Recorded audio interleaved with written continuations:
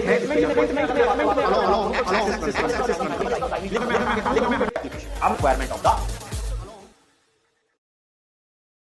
आइए शुरू करते हैं अपना लेक्चर। और आज का टॉपिक है हमारा वेक्टर्स और वेक्टर एनालिसिस। तो पहले ही नंबर पे मैंने इस टॉपिक को इसलिए प्रायोरिटी में लिया है क्योंकि वेक्टर्स अगर आप पढ़ लेते हैं और उसको अच्छी तरह उसके कॉन्सेप्ट्स को समझ लेते हैं तो फिजिक्स के कॉन्सेप्ट्स को अप्लाई करने में आपको थोड़ा आसानी हो जाएगी। तो आइए ज्यादा बात ना करते हुए स्टार्ट करते हैं डायरेक्टली लेक्चर को।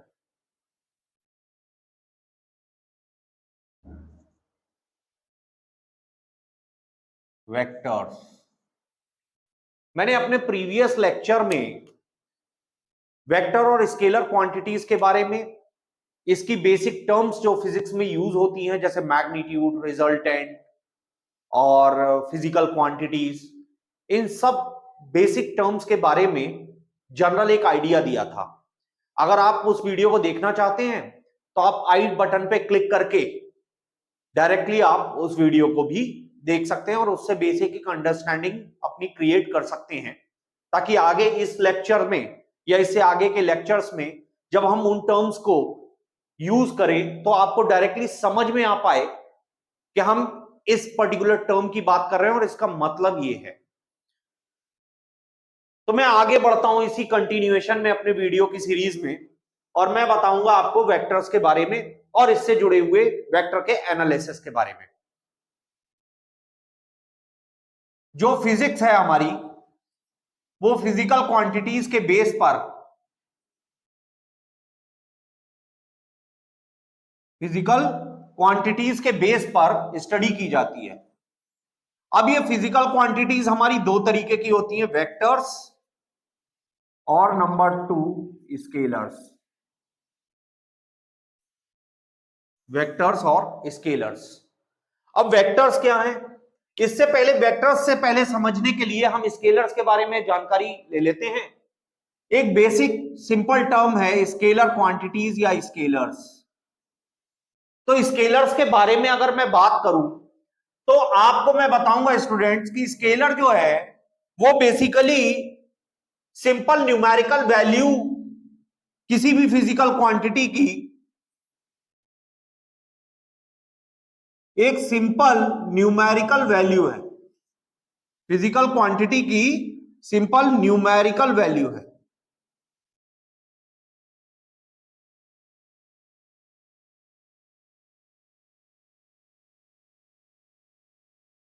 या आप ये कह सकते हैं कि फिजिकल क्वांटिटीज जो केवल और केवल मैग्नीट्यूड से रिप्रेजेंट की जाएं वो हमारी क्या कहलाती हैं? वो स्केलर क्वांटिटीज कहलाती हैं। तो स्केलर क्वांटिटीज में अगर आप कहें तो जैसे क्या क्या हो सकती हैं स्केलर क्वांटिटीज हमारी? हो सकती हैं टाइम, मास, टेम्परेचर। इस तरीके से बहुत सारी फिजिकल क्वांटिटीज हैं जो स्केलर्स की कैटेगरी में आती है। इनको रिप्रेजेंट करने के लिए आप केवल और केवल मैग्नीट्यूड, साइज या अमाउंट इसका इस्तेमाल करते हैं। जैसे मैं अगर कहूं किसी शॉप पे जाऊं और मैं अगर कहूं कि मुझे 1 kg शुगर दे दो, तो मैं ये नहीं बताऊंगा, मैं केवल और केवल मैग्नीट्यूड जो उसका 1 kg का मैग्नीट्यूड है यानी जो मास है वो केवल बता रहा हूं, और उससे एक आइडिया मिल रहा है कि मुझे कितना अमाउंट में शुगर की रिक्वायरमेंट है। मैंने शॉपकीपर से कहा कि मुझे 1 kg शुगर दे दीजिए, तो 1 kg शुगर मतलब that is the amount, that is a particular that is a particular value, numerical value by which we represent the particular scalar quantity mass of sugar। लेकिन on the other hand अगर मैं बात करूं vectors की, तो vector quantities वो quantities हैं, vector quantities वो क्वांटिटीज हैं जिनको रिप्रेजेंट करने के लिए आपको क्या रिक्वायरमेंट होती है? Direction plus magnitude. मैग्नीट्यूड, आपको मैग्नीट्यूड और डायरेक्शन दोनों की रिक्वायरमेंट होती है। तो इसमें क्या है? इसमें अगर मैं जैसे बात करूं तो ये एग्जाम्पल इन क्वांटिटीज का क्या हो सकता है? एग्जाम्पल हो सकता है इन क्वांटिटीज का, बहुत सारे एग्जाम्पल हो सकते हैं इन फिजिकल क्वांटिटीज के। जैसे अगर मैं कहूं तो वेलोसिटी, फोर्स, डिस्प्लेसमेंट और बहुत सारी फिजिकल क्वांटिटीज हैं जो हम धीरे धीरे आगे पूरी फिजिक्स में डिस्कस करेंगे। तो फिर वेक्टर क्वांटिटीज जो हैं वो बेसिकली डायरेक्शन और मैग्नीट्यूड दोनों के बेस पर रिप्रेजेंट की जाती हैं। अब डायरेक्शन हम कैसे वेक्टर्स में यूज करते हैं और डायरेक्शन के बेस पर हम वेक्टर्स को कैसे रिप्रेजेंट करते हैं, ये बात अब हम डिटेल में पढ़ेंगे। तो वेक्टर्स के लिए अगर हम बात करें तो मैंने कहा कि वेक्टर्स जो हैं उसमें डायरेक्शन और मैग्नीट्यूड, तो मैग्नीट्यूड और डायरेक्शन के अलावा डायरेक्शन कैसे रिप्रेजेंट की जाएगी वेक्टर्स में, ये देखेंगे। लेकिन उससे पहले एक इंपॉर्टेंट पॉइंट ये भी है, क्या केवल वेक्टर को रिप्रेजेंट करने के लिए डायरेक्शन और मैग्नीट्यूड सफिशिएंट है? नहीं, इसमें एक सबसे इंपॉर्टेंट रोल प्ले करता है कंपोनेंट, वो है कि कोई भी फिजिकल क्वांटिटी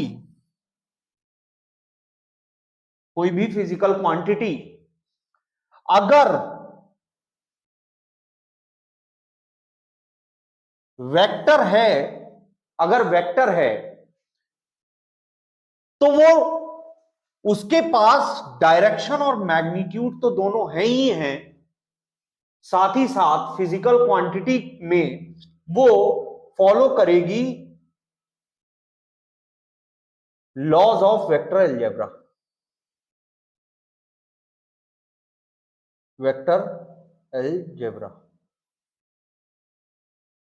यानी दो बातें आ गई, एक तो वेक्टर क्वांटिटी होने के लिए डायरेक्शन और मैग्नीट्यूड का होना जरूरी है, प्लस वो वेक्टर अलजेब्रा के लॉज को भी फॉलो करती हो, तो वो वेक्टर क्वांटिटी कहलाएगी। अब इसमें जैसे मैंने एग्जांपल्स दिए वेक्टर्स के, वेलोसिटी, डिस्प्लेसमेंट, फोर्स, एक्सेलरेशन, कुछ क्वांटिटीज ऐसी भी हैं फिजिकल क्वांटिटीज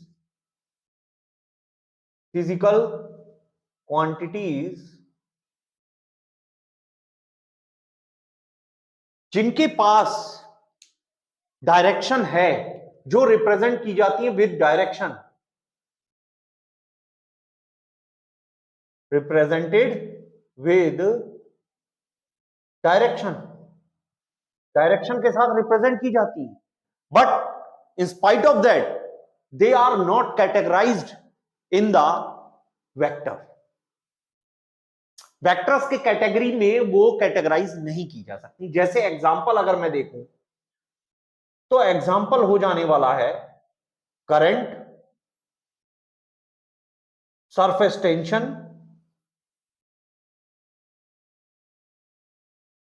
प्रेशर। ये कुछ ऐसी क्वांटिटीज हैं जिनके पास डायरेक्शन है। प्रेशर एक पर्टिकुलर डायरेक्शन में लगेगा, सरफेस टेंशन आपकी एक डायरेक्शन है। करंट के लिए देखिए, अगर मैं बात करूं तो करंट में आप देखो कि अगर एक करंट फ्लो हो रहा है, ये दो ब्रांचेस में I1 और I2, ये दो ब्रांचेस में आपका डिस्ट्रीब्यूट हो गया, तो आप देखेंगे कि I को रिप्रेजेंट करने के लिए डायरेक्शन तो है, बट उसके बाद भी ये I जो है, अगर मैं इसका मैग्नीट्यूड निकालने की कोशिश करूं तो इन दोनों ब्रांचेस में मैं इसका I1 plus I2 simple algebraic sum करूंगा, simple algebraic sum.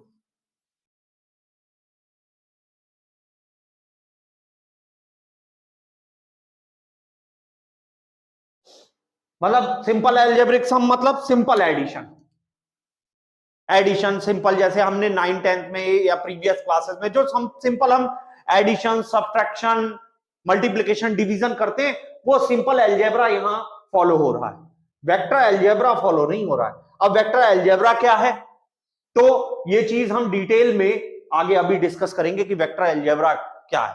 Vector quantities में, वेक्टर जो मैथमेटिक्स है उसके एक सेक्शन में वेक्टर एनालिसिस जो है या वेक्टर एल्जेब्रा एक पर्टिकुलर टॉपिक है, और वेक्टर एल्जेब्रा में हम जनरल सिंपली हम जैसे एल्जेब्रिक ऑपरेशंस करते हैं वैसे ऑपरेशंस यहां पर फॉलो, वो लॉज नहीं होते उसमें। जैसे वेक्टर के लिए एडिशन है, सब्ट्रैक्शन है, मल्टीप्लिकेशन है, ये सारे जो वेक्टर एल्जेब्रा में है वो वेक्टर क्वांटिटीज के लिए स्पेशलाइज्ड ऑपरेशंस हैं जो वेक्टर एल्जेब्रा के लॉ को फॉलो करते हैं। यही लॉज धीरे धीरे अब जैसे जैसे हम आगे टॉपिक में बढ़ते जाएंगे इनको डिटेल में डिस्कस करते जाएंगे।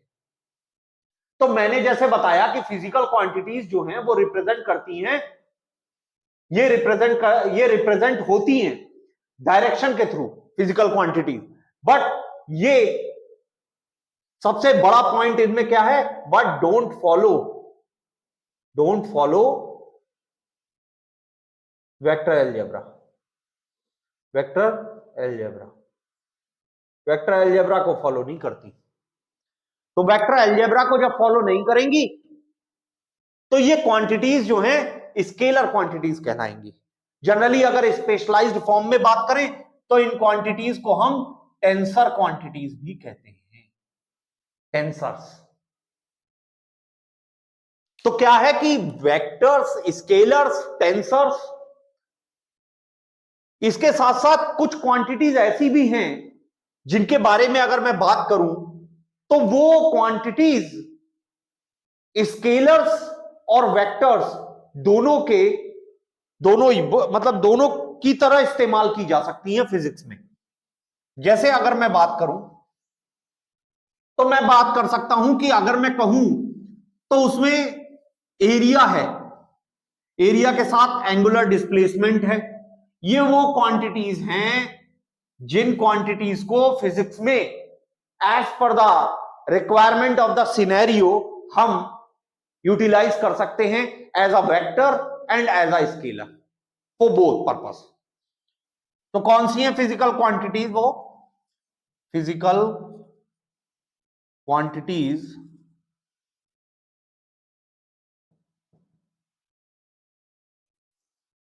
can be utilized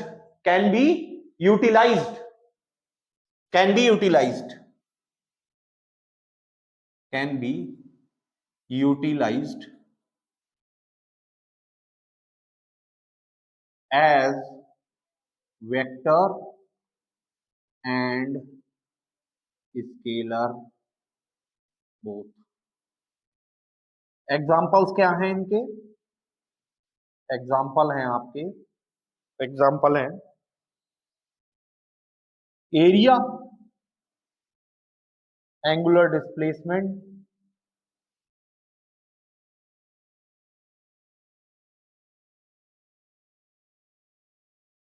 etcetera.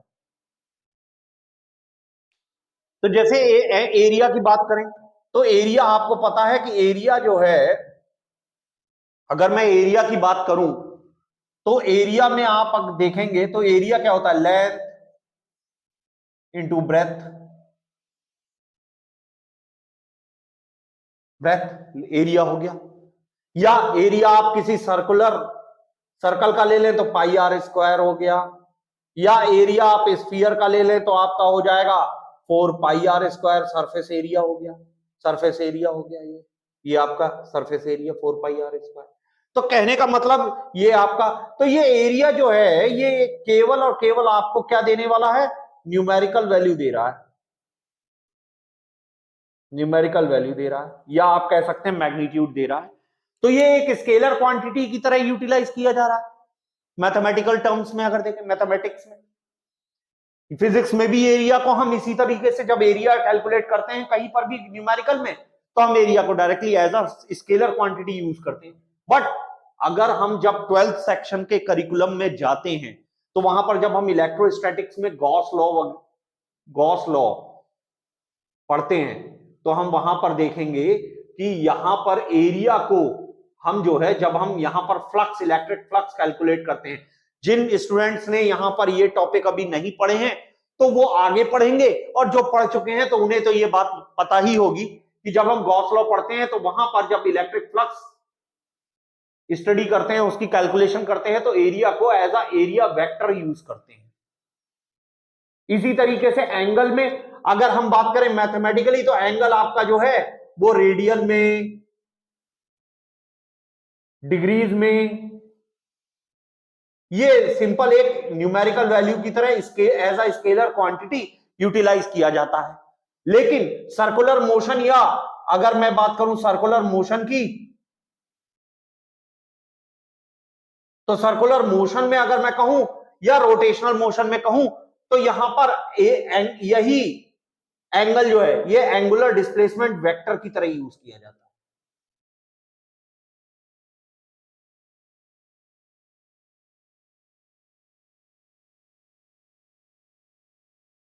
तो इससे क्या पता लगता है कि कुछ क्वांटिटीज ऐसी हैं जिनमें डायरेक्शन है, but they are not categorized in vectors because they have only direction and magnitude also, but they don't follow the laws of vector algebra. That's why they are not categorized in the section of vectors. On the other hand, some quantities are utilized in physics as a vector as well as scalar quantities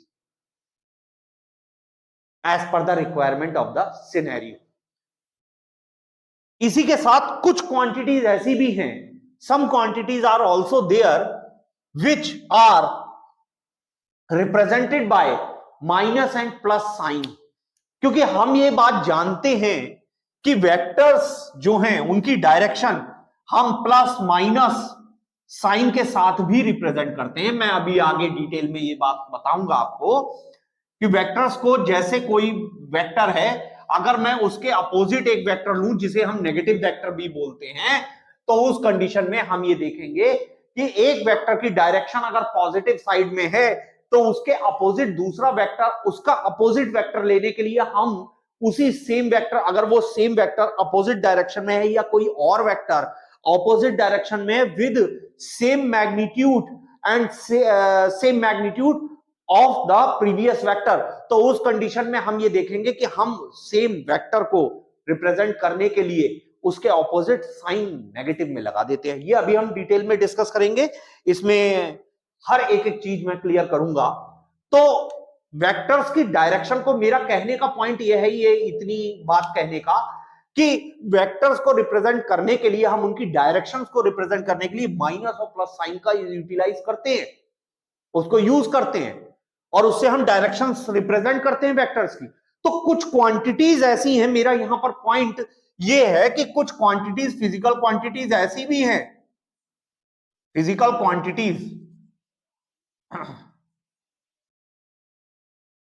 quantities ऐसी भी हैं जो represent की जाती हैं plus और minus sign के साथ, represented as positive and negative sign. लेकिन यहां पर इन क्वांटिटीज के आगे लगा हुआ पॉजिटिव और नेगेटिव साइन जो है, that doesn't show the direction of particular physical quantity. ये फिजिकल क्वांटिटी की डायरेक्शन को शो नहीं करता, it only represents the amount और size of the particular physical quantity. जैसे मैं अगर एग्जांपल लूं, तो मैं एग्जांपल में ये कह सकता हूं कि एग्जांपल में कहूं अगर, तो एग्जांपल में क्या हो सकता है, जैसे चार्ज की बात करें तो आपने चार्ज तो प्रीवियस क्लासेस में भी पढ़ा है। तो चार्ज आपका प्लस क्यू भी होता है, क्यू से रिप्रेजेंट करते हैं। तो चार्ज आपका क्या होता है, चार्ज आपका प्लस क्यू भी होता है और माइनस क्यू भी होता है। तो ये प्लस क्यू और minus Q doesn't show the direction of the charge, क्योंकि चार्ज एक स्केलर क्वांटिटी है। इसका केवल मैग्नीट्यूड होता है, और प्लस माइनस जो साइन लगा है ये डायरेक्शन को रिप्रेजेंट करने के बजाय ये जो है ये उसकी पोलैरिटी को जो है रिप्रेजेंट कर रहा है कि पॉजिटिव चार्ज है कि नेगेटिव चार्ज है। ये उसकी पोलैरिटी, चार्ज की पोलैरिटी को रिप्रेजेंट करने के लिए।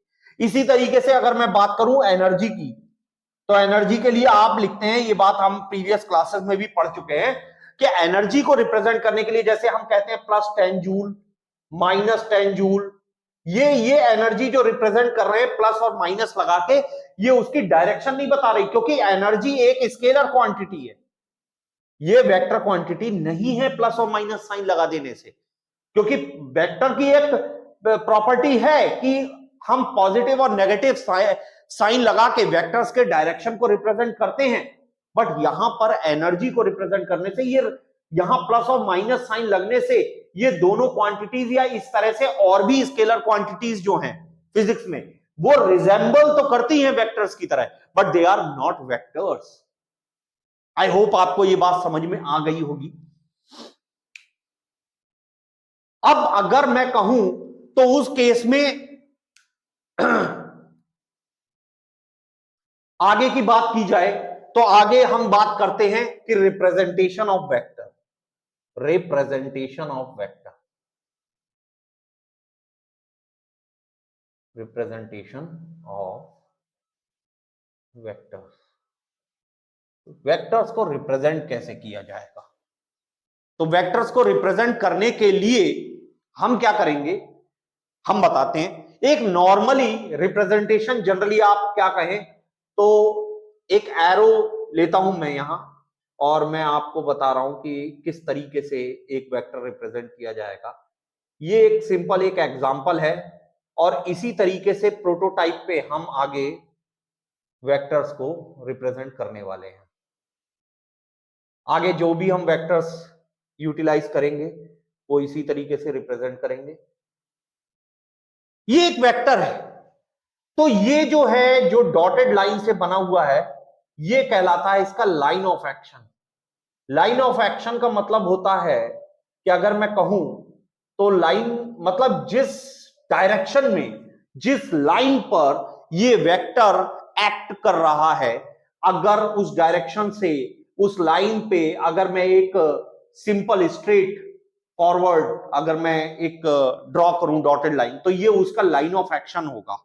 इसी के साथ साथ अगर मैं देखूं ये इसका हेड है, ये हेड जो है ये इसकी डायरेक्शन को रिप्रेजेंट करता है कि वेक्टर किस डायरेक्शन में एक्ट कर रहा है।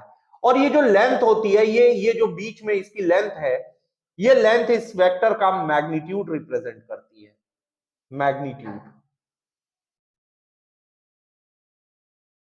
मैग्नीट्यूड रिप्रेजेंट करती है। और ये लास्ट में टेल।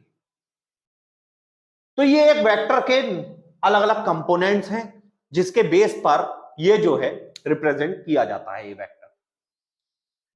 अब इसके बाद मैं बात करूं तो एक प्रॉपर्टी है वेक्टर की कि अगर वेक्टर जो है अगर शिफ्ट कर दिया जाए parallelly, if vector is shifted, if vector is shifted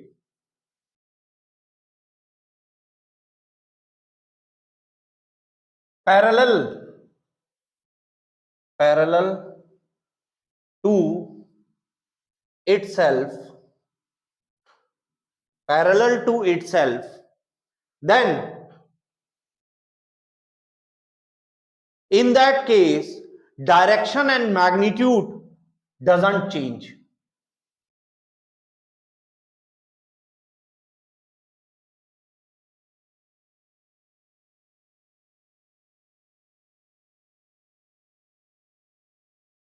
तो इस केस में क्या होगा, इस केस में ये होगा कि अगर मैं कहूं कि कोई वेक्टर अगर शिफ्ट किया जाए पैरेलली, अपने ही पैरेलल में, मतलब जैसे ये वेक्टर है इसी तरह मैं पैरेलली इसको शिफ्ट कर दूं स्पेस में, ताकि इसका जो है उस केस में अगर इसका डायरेक्शन और मैग्नीट्यूड अगर चेंज नहीं हो रहा है तो वेक्टर जो है वो वेक्टर इस तरह के फ्री वेक्टर कहलाते हैं। यानी शिफ्टिंग हम कर सकते हैं। मेरा इस बात को बताने का पर्पस है कि वेक्टर को पैरेलली आप शिफ्ट कर सकते हैं स्पेस में, अनटिल अनलेस उसकी डायरेक्शन और मैग्नीट्यूड जो है वो चेंज ना हो।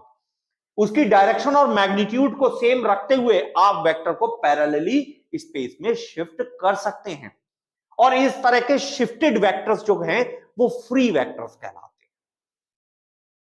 तो ये तो बात रही आपकी इन वेक्टर्स के रिप्रेजेंटेशन की। तो अगर हम कहें कि किसी वेक्टर की अगर स्केलर से मल्टीप्लाई कर दें तो वो वेक्टर उतने ही टाइम्स जो है मैग्नीट्यूड में इंक्रीज हो जाता है। जैसे अगर मैं कहूं कि कोई वेक्टर ए है, अगर मैं वेक्टर ए को एम बी लिख देता हूं तो इसका क्या मतलब है? इसका मतलब यह है कि कोई वेक्टर ए जिसका मैग्नीट्यूड फॉर एग्जांपल एक्स था, तो मैग्नीट्यूड को, किसी भी वेक्टर के मैग्नीट्यूड को रिप्रेजेंट करने के लिए, मैंने प्रीवियस लेक्चर में अपने बताया भी है, हम मोड लगाते हैं। तो मोड लगाने पर हम ये मोड जो है इसको बोलते हैं मोड। तो वेक्टर पे हम जब मोड लगाते हैं तो उसका मैग्नीट्यूड रिप्रेजेंट होता है, यानी कि कोई वेक्टर अगर दिया हुआ है फॉर एग्जांपल कि उसकी डायरेक्शन दी हुई है कि वो फॉर एग्जांपल नॉर्थ डायरेक्शन में वो जो है 3 यूनिट्स हैं उसकी, तो इसमें जो वेक्टर का मैग्नीट्यूड जैसे ही मैं लगाऊंगा इन नॉर्थ डायरेक्शन फॉर एग्जांपल, तो इस वेक्टर के मैग्नीट्यूड में जैसे मैं ये वेक्टर पे मोड लगाता हूं तो ये क्या रिप्रेजेंट कर रहा है? ये रिप्रेजेंट कर रहा है only and only magnitude of vector. और मैग्नीट्यूड एक और कंडीशन है, ऑलवेज पॉजिटिव रहेगा, ऑलवेज पॉजिटिव, इसका डायरेक्शन से कोई लेना देना नहीं। अब यहां पर वेक्टर का मैग्नीट्यूड मतलब कि केवल और केवल एक प्लस 3 वैल्यू, न्यूमेरिकल वैल्यू, और वो पॉजिटिव रहने वाली है प्लस 3। तो इसके लिए कंडीशन रहती है, वो ये कंडीशन ये है कि इसमें दो कंडीशन निकल के आई। अगर मेरा m जो है वो एक पॉजिटिव वैल्यू है, if m is positive then vector a and vector b will have same direction। और अगर मैं बात करूं if m is equal to negative then vector a and vector b will have opposite direction।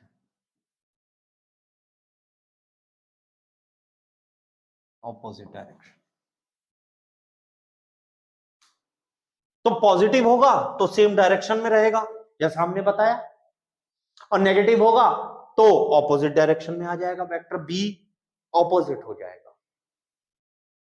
क्योंकि direction मैंने अभी आपसे पहले अभी जो डिस्कस किया वो पहले मैंने ये डिस्कस किया था ना कि कुछ क्वांटिटीज ऐसी हैं जो पॉजिटिव और नेगेटिव साइन के साथ रिप्रेजेंट की जाती है, बट वो वेक्टर नहीं है। क्यों? क्योंकि वेक्टर को रिप्रेजेंट करने के लिए, डायरेक्शंस आपस में वेक्टर्स का कंपैरिजन करने के लिए पॉजिटिव और नेगेटिव साइन का यूज किया जाता है। इससे ये पता लगता है कि एक पर्टिकुलर वेक्टर दूसरा जिसके साथ उसका कंपैरिजन हो रहा है वो ऑपोजिट डायरेक्शन में है या सेम डायरेक्शन में है, उसके लिए हम पॉजिटिव और नेगेटिव साइन यूज करते हैं।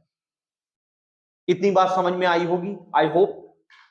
तो इसके आगे चलते हैं और मैं अब बताता हूं कि केवल रिप्रेजेंटेशन में डायरेक्शन चूंकि रिप्रेजेंट हो रहा है तो मैग्नीट्यूड और डायरेक्शन के बेस पे हम जो रिप्रेजेंटेशन करेंगे, तो एक जनरल हमने वेक्टर्स का रिप्रेजेंटेशन तो करा लिया, हमने जनरल एक रिप्रेजेंटेशन, लेकिन चूंकि डायरेक्शन में केवल यही बात पॉजिटिव और नेगेटिव साइन के साथ ही खत्म नहीं हो जाती है। यहां पर बात करें अगर डायरेक्शन की तो बात आती है कोई भी डायरेक्शन किसी फिजिकल क्वांटिटी की, मोस्टली अगर मैं बात करूं तो बात जब चूंकि वेक्टर्स की हो रही है तो वेक्टर क्वांटिटीज ही ऐसी हैं जिनकी डायरेक्शन है और मैग्नीट्यूड दोनों है।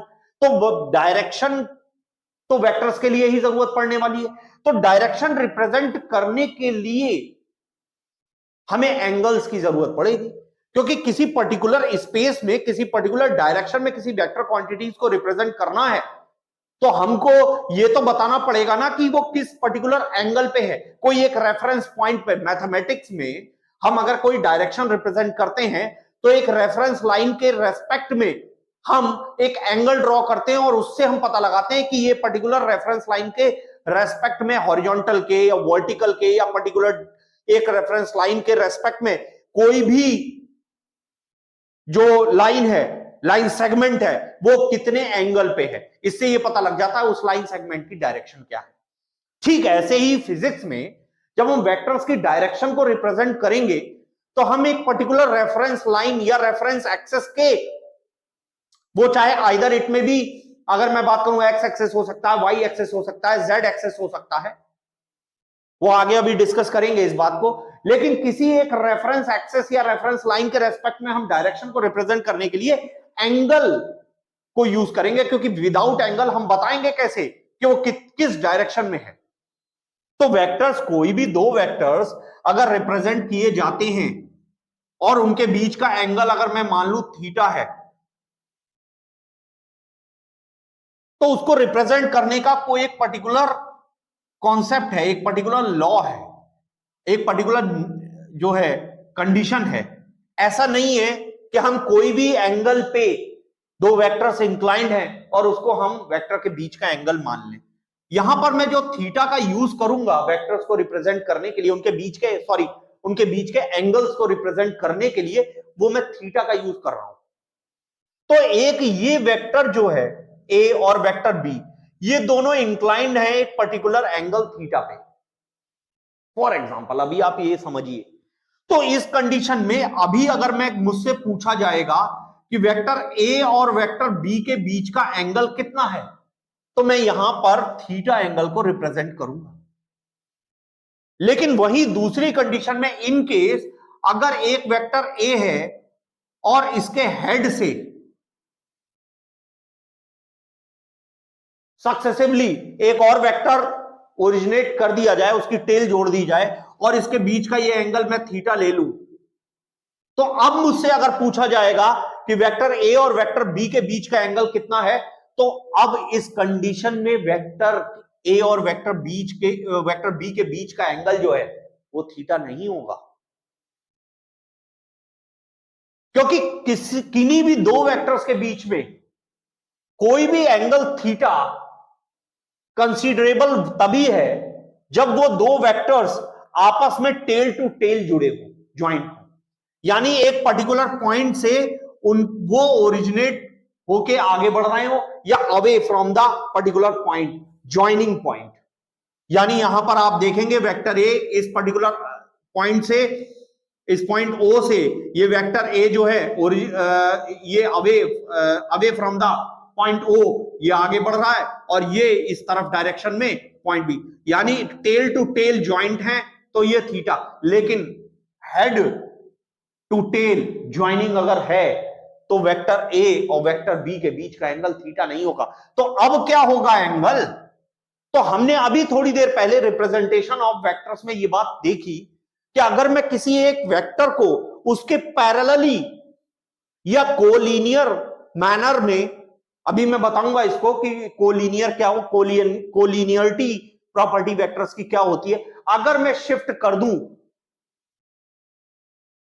तो उस कंडीशन में उसका मैग्नीट्यूड और डायरेक्शन ना चेंज हो तो मैं उस वेक्टर को शिफ्ट कर सकता हूं। तो मैं ऐसा करता हूं, मैं इस वेक्टर ए को आगे की तरफ बढ़ा देता हूं without changing its direction and magnitude. तो मैंने इस वेक्टर को आगे बढ़ा दिया, तो ये वेक्टर मैंने अब डॉट्स लाइन से बना दिया है और यहां पर ये वेक्टर बी तो है ही।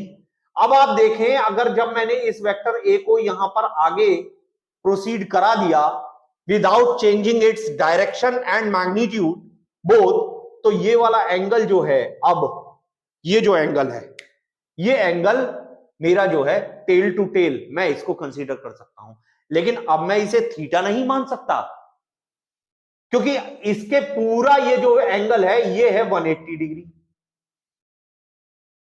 तो ये अगर थीटा है तो ये कितना रहा होगा, ये 180 माइनस थीटा रहा होगा। तो अब वेक्टर ए और इस केस में, सेकंड केस में, वेक्टर ए और वेक्टर बी के बीच का एंगल 180 माइनस थीटा है। इसको हम एक और एग्जांपल से समझ सकते हैं कि अगर कोई वेक्टर ए है और ये वेक्टर बी है, इनके बीच का एंगल है 120 डिग्री, 120 डिग्री इनके बीच का एंगल।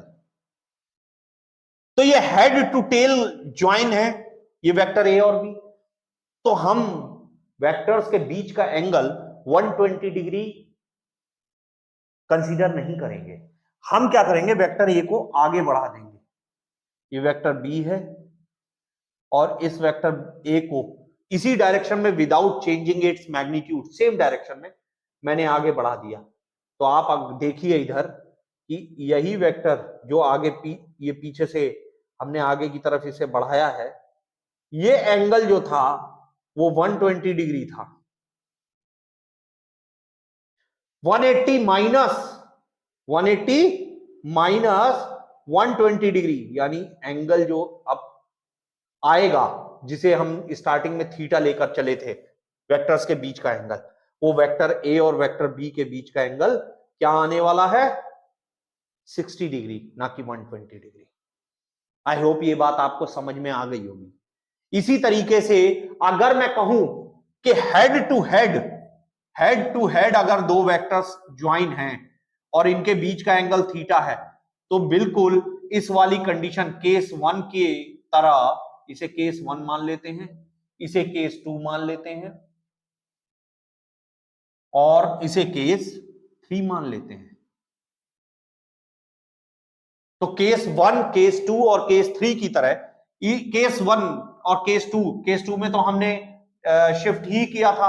केस 1 की तरह मैं बात करूं तो केस 1 की तरह ये एंगल भी कंसीडरेबल होगा, इसको कंसीडर किया जा सकता है। ये वेक्टर ए है अगर और ये वेक्टर बी है, तो इस कंडीशन में इनके बीच का angle theta, head to head join करेंगे अगर वेक्टर, तो इनके बीच का एंगल थीटा जो है वो कंसीडर किया जा सकता है। तो ये कुछ मेजर वेक्टर्स हैं जिनके बारे में मैं डिस्कस करूंगा और मैं आपको बताऊंगा अलग अलग वेक्टर्स के बारे में। तो स्टार्ट करते हैं। तो पैरेलल और anti parallel vectors, parallel and anti parallel vectors.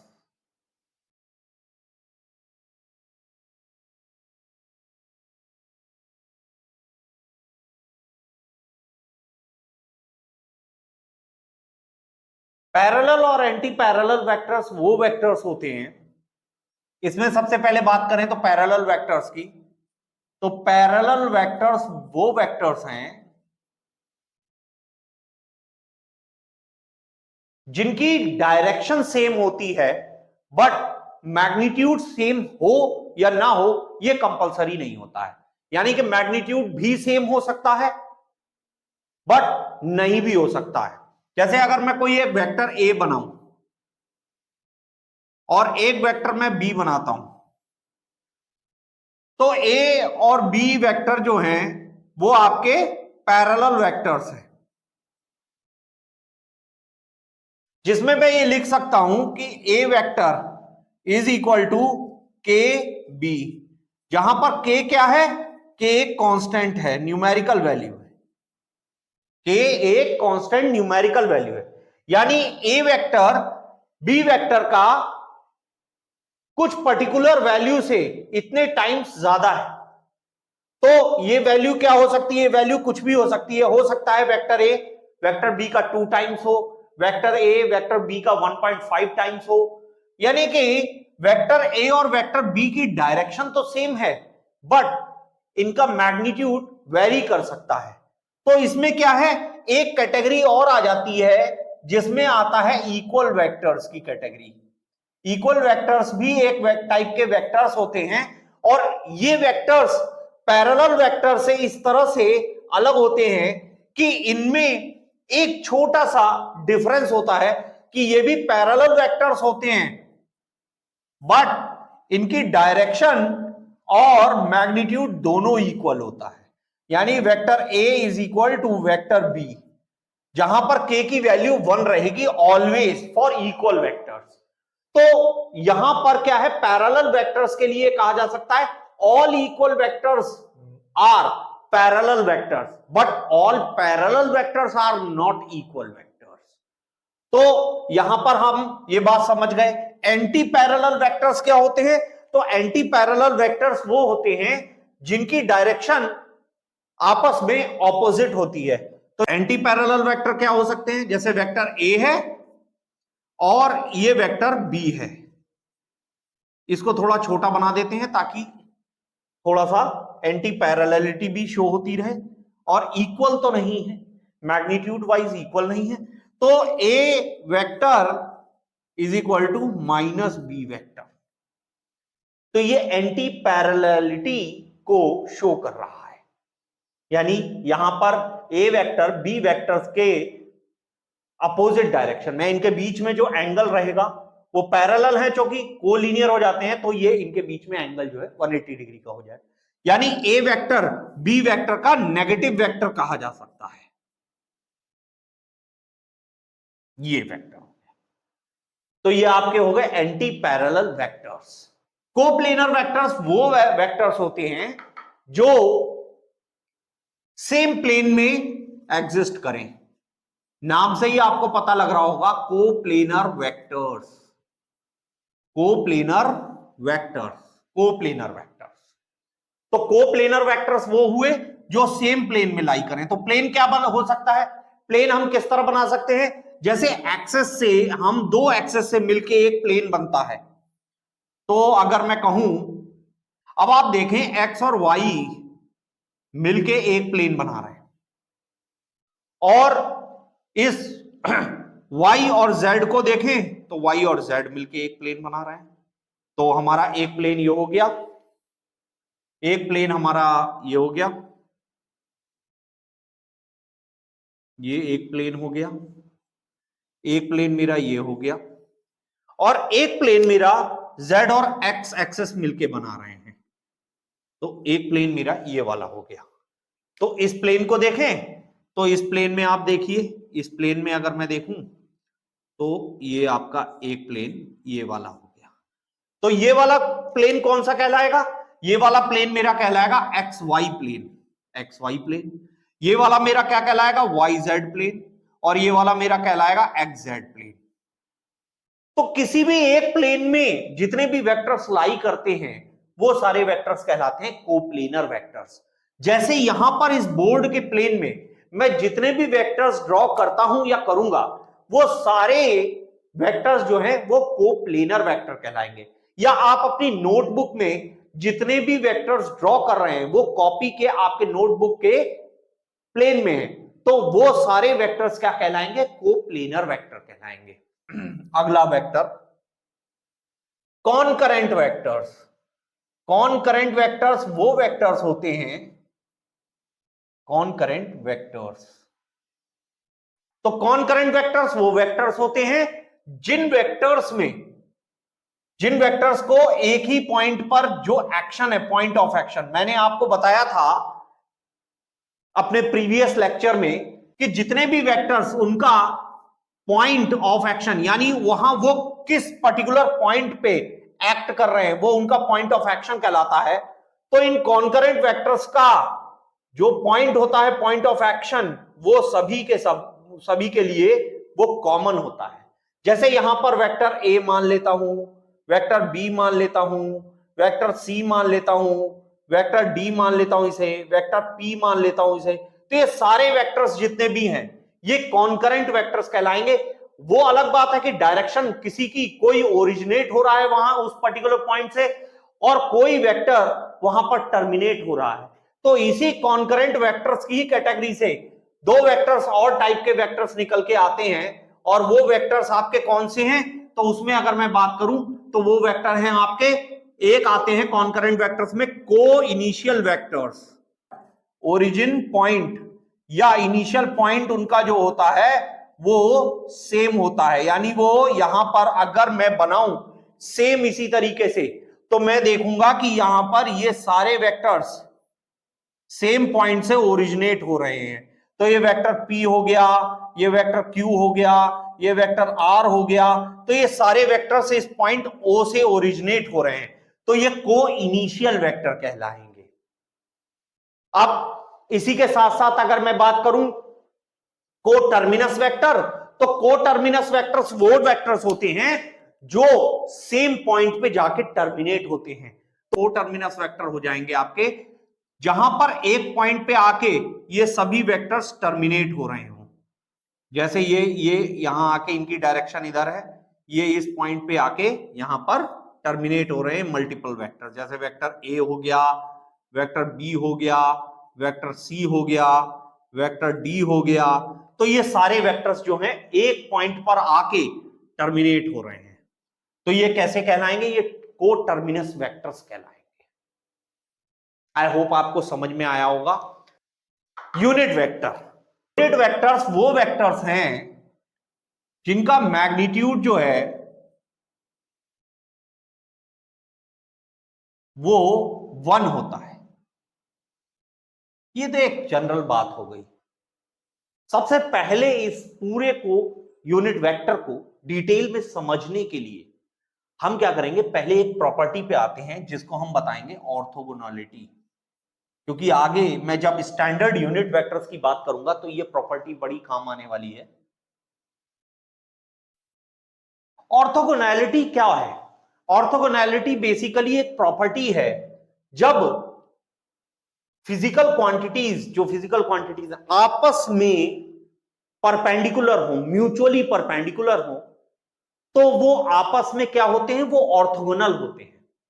तो जो वेक्टर्स आपस में परपेंडिकुलर होंगे, म्यूचुअली परपेंडिकुलर होंगे, तो वो सारे वेक्टर्स जो हैं वो ऑर्थोगोनल प्रॉपर्टी लिए हुए हैं।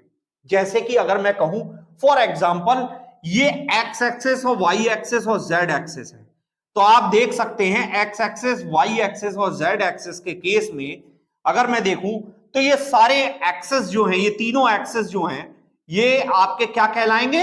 ये ऑर्थोगोनल एक्सिस कहलाएंगे। अब आपको समझ में आ गया होगा ये ऑर्थोगोनैलिटी प्रॉपर्टी क्या है, यानी इनके बीच में जो प्रॉपर्टी है वो ऑर्थोगोनल प्रॉपर्टी है।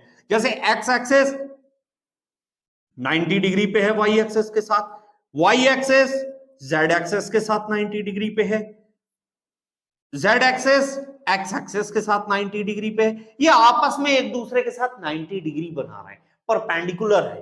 तो ये किस तरह की प्रॉपर्टी लिए हुए हैं, कंसिस्ट करते हैं? आपस में ऑर्थोगोनल प्रॉपर्टी कंसिस्ट करते हैं। तो जो भी वेक्टर्स इन एक्सेस के थ्रू या इन एक्सेस को रिप्रेजेंट करने के लिए, इनकी डायरेक्शन को रिप्रेजेंट करने के लिए यूटिलाइज किए जाते हैं या यूज किए जाते हैं, वो सारे वेक्टर्स कहलाते हैं ऑर्थोगोनल वेक्टर। और स्टैंडर्ड ऑर्थोगोनल वेक्टर्स उन्हें इसलिए बोलते हैं क्योंकि वो एक्स एक्सेस, वाई एक्सेस और जेड एक्सेस स्टैंडर्ड एक्सेस की डायरेक्शन को रिप्रेजेंट कर रहे हैं। तो यहां तक ये बात तो समझ में आई होगी, आई होप आप लोगों को, कि ऑर्थोगोनैलिटी या ऑर्थोगोनल वेक्टर्स क्या है। अब हम वापस अपने पॉइंट पे आते हैं, यूनिट वेक्टर्स पे। तो इससे पहले मैं अब यूनिट वेक्टर्स के डिटेल में जाऊं, सबसे पहले मैं आपको एक कॉन्सेप्ट बताता हूं।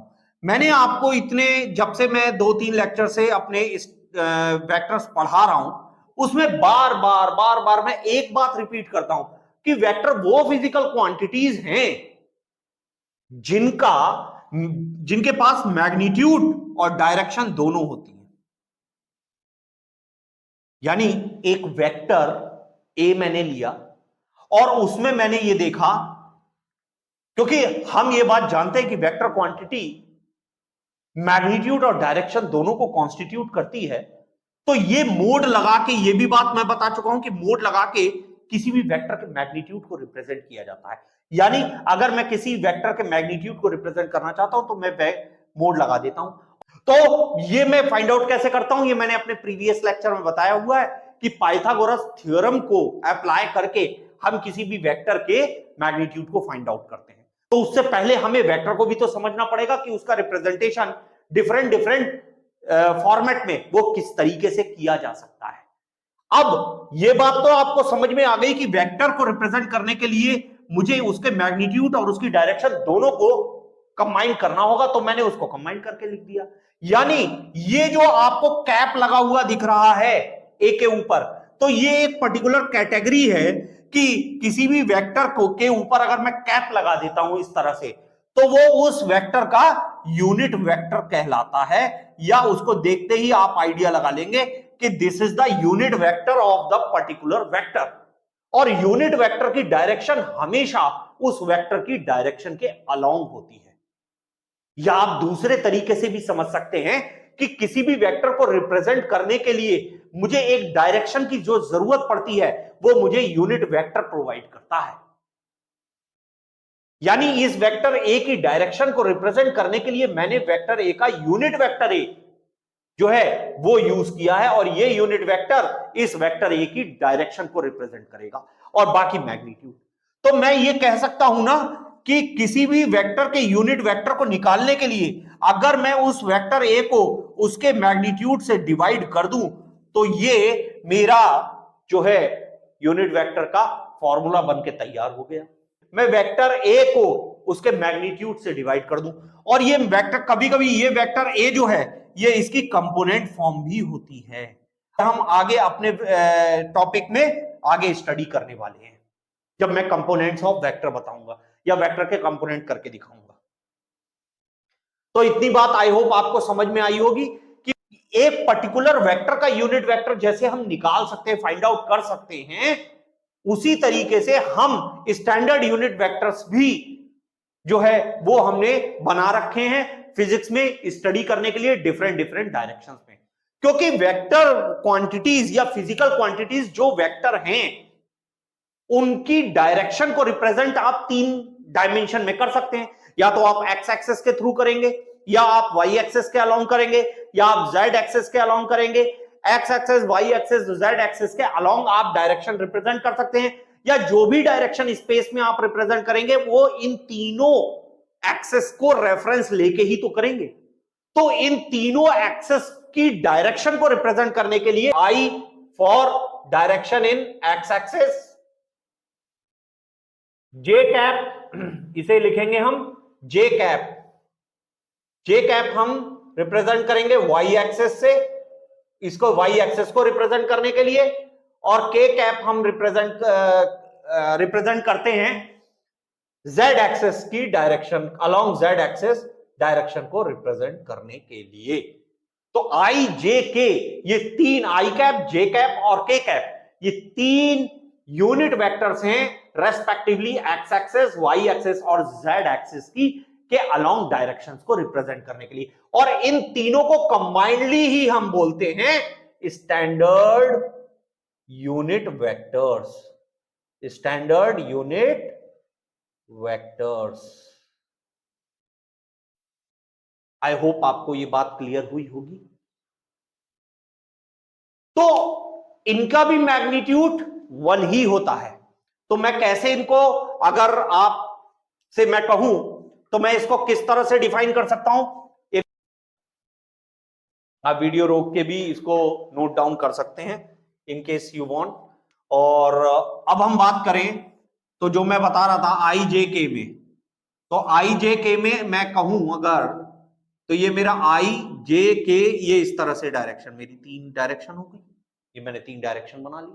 ये मेरा एक्स एक्सेस को रिप्रेजेंट कर रहा है, ये मेरा वाई एक्सेस को रिप्रेजेंट कर रहा है, और ये मेरा जेड एक्सेस को रिप्रेजेंट कर रहा है, एक्स एक्सेस। तो इनके अलोंग जो यूनिट वेक्टर है ये आई कैप हो गया, ये एक्स एक्सेस के अलोंग है यूनिट वेक्टर, ये जे कैप हो गया, और ये के कैप हो गया।